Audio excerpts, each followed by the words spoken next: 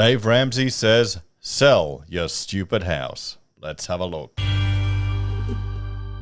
Hello everyone, Florian here and welcome to another episode of HeiseSays. Grab your stein of coffee. Let's check out this article from Yahoo Finance about Dave Ramsey. He actually made it into Yahoo in Australia and I thought that was pretty cool. Maybe it's the US one. So, I'm a fan of Ramsey. I like listening to his show. It's a lot of making fun of people who make stupid decisions, but there are some good takeaways. So, sell your stinking house. Now, that is blasphemy in Australia. He'd be jailed if he said that. That's hate speech in this country. Dave Ramsey says this stupid money move is getting out of control and could leave you without a home. Are you doing it too? So, with banks tightening their purse strings by way of higher interest rates, homeowners might be tempted to tap into the equity of their homes. Oh, equity, mate. Oh, boy. Yeah, he would be arrested in Australia. I don't think he can set foot in the country after what he said, in order to buy additional property or pay down consumer debts. It's an emerging trend that's deeply concerning for financial expert Dave Ramsey, host of the Ramsey Show. So,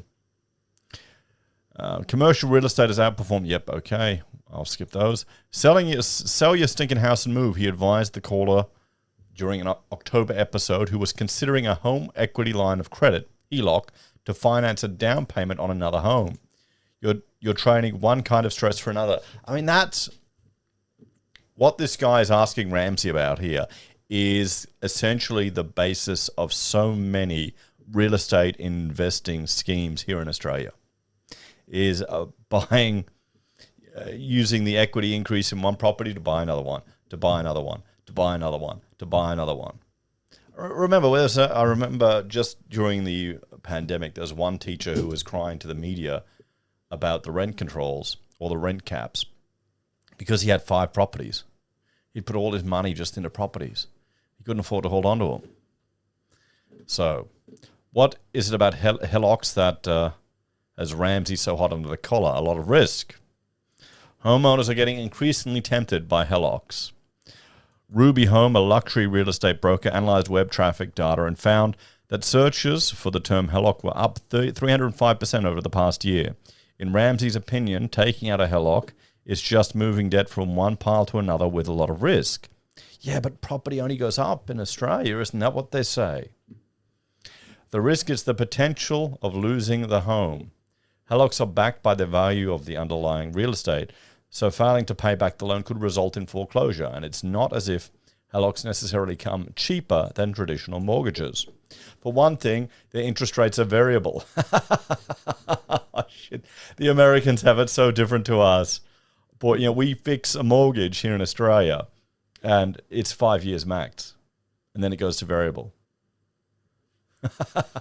And they've got like full fix for the entire loan. That's crazy. Could you imagine how easy that would be to manage? You know what they base the interest rate on? Ramsey said on another recent episode. Whatever they feel like. It's completely variable and not indexed to any outside thing.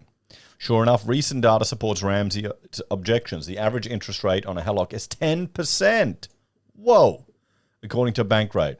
While an average 30-year fixed mortgage is currently sitting at 7.29%. A report by the Urban Institute suggests that HELOC lenders could still be benefiting from the recently lapsed cheap credit era.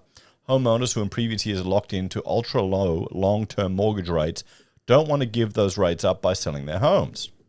Yeah, that makes sense.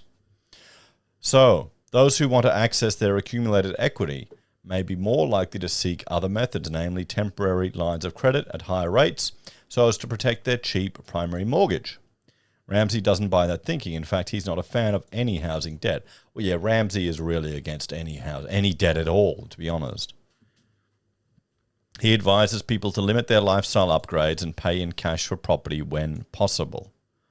Ultimately, we want to be 100% debt-free, he said during the episode. Instead of figuring out a time when debt is okay, let's figure out a way to avoid it.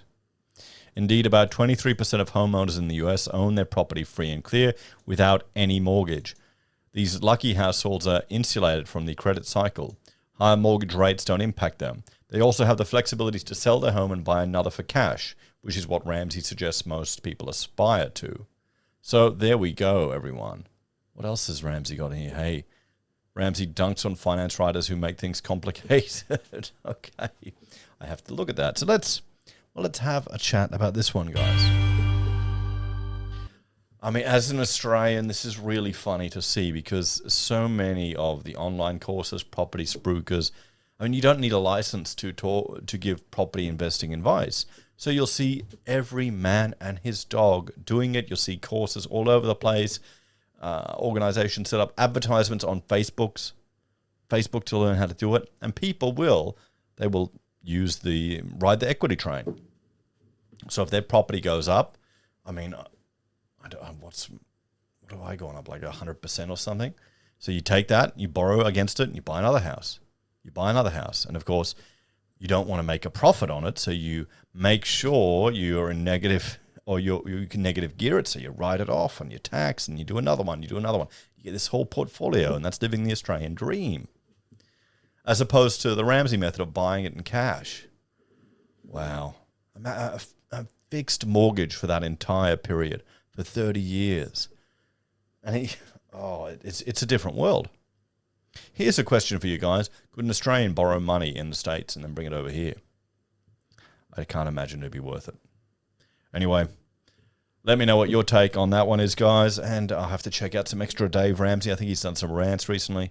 Take care. Have a great day. And I'll see you next time. Bye for now.